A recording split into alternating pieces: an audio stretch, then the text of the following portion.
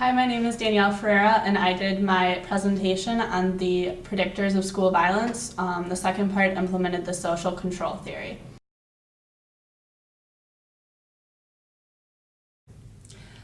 Some of the most possible sociological reasons that have been looked at over and over again include race, mainly because the official reports for reported crime, police reports, etc., have a much higher significance when looking at race. The next is socioeconomic status or community. School crime rates have been noticed to be higher in poorer or communities with greater crime within the community outside of the school. It has also been speculated that school size, a larger school, may lead to more violence within the school due to lack of attachment between peers and teachers.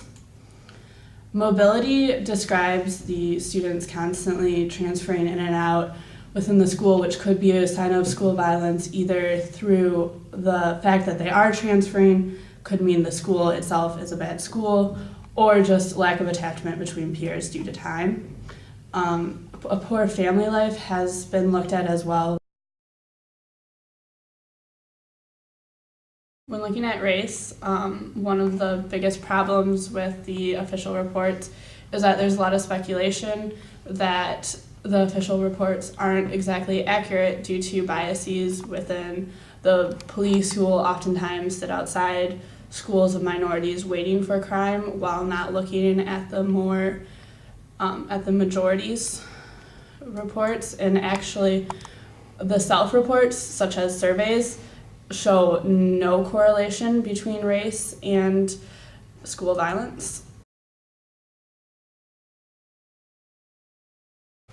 Again, with the socioeconomic status and more violent communities, the biases in official reports is a significant issue, not only because of stereotypes within police and but also because they are often there due to the community violence, so the school violence appears.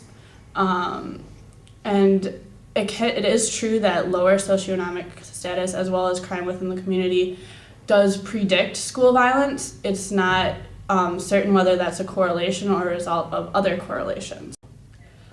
Additionally, restrictive security such as searches and metal detectors has been shown to not at all cut school violence rates, as well as possibly increase them, which could be one of the reasons that urban schools have a higher school violence rate, because they're the ones that most often have those stronger restrictive security enforced.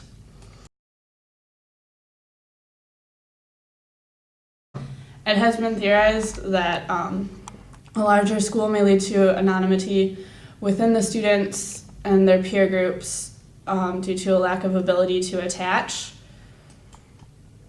But there has been no direct correlation discovered to this point, but there are many mixed results in the data.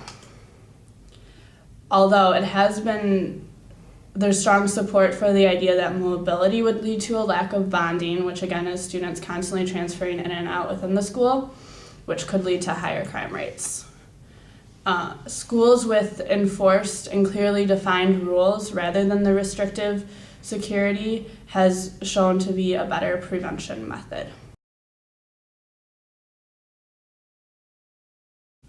When looking at family, it's important to remember that this is considered the largest agent of socialization, meaning it's one of the most important due to just the fact that from the moment they're born, they're influenced by it and socialized by their own family, as well as it's the place a child and student is most likely to spend most of their time.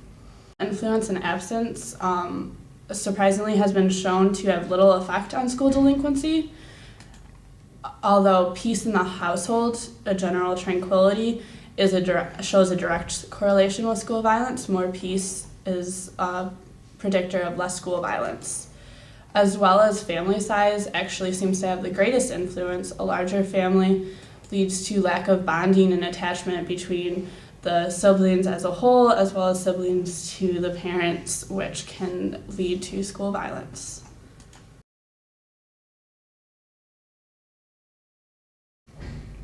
Now, when looking at the social control theory, the sociologist will ask not why do individuals deviate, but why don't they?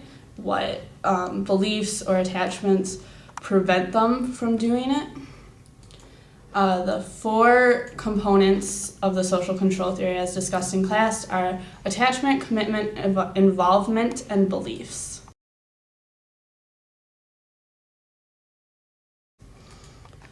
Attachment, when talking about school violence, includes peers, parents, and the institution as a whole. And this can strongly be seen again in the effect of mobility, when students are constantly leaving in and out. The peer relationships and the teacher relationships are very hard to establish within that environment.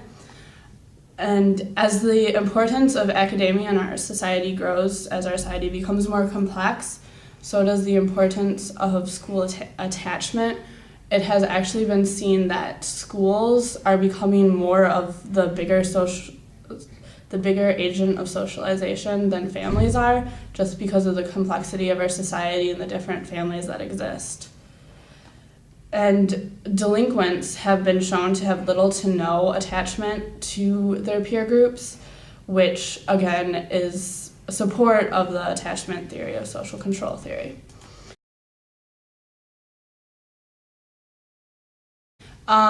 Involvement forms around the idea that idle hands are the devil's workshop. It says that if a student isn't constantly involved in extracurriculars or sports, they're going to simply have time to deviate from the norm. It promotes extracurricular activities, helps the YMCA with their advertising and support.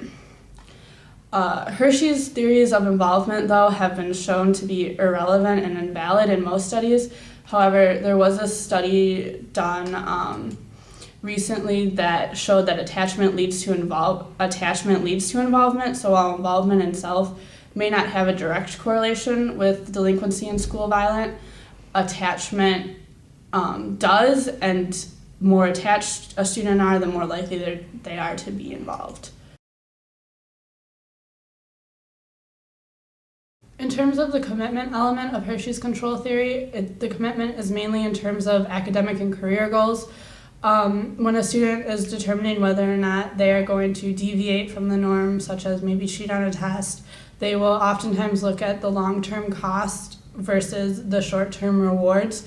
So a long-term cost could be getting caught cheating on a test and getting kicked out of the school, where the short-term reward is the immediate grade. And if a person is grounded in their commitments, they are less likely to deviate, which can be seen in school violence. If a person is grounded in their commitments to succeed, they are less likely to commit a violent act. When talking about the belief element of the social control theory, again, it's not what beliefs make someone deviate, but what beliefs prevent someone from deviating. If a student believes school violence is bad and will hurt their success, they are less likely to commit the violent act. Those who do commit the acts do not believe it is right necessarily, but are rather going against beliefs due to lack of social bonding.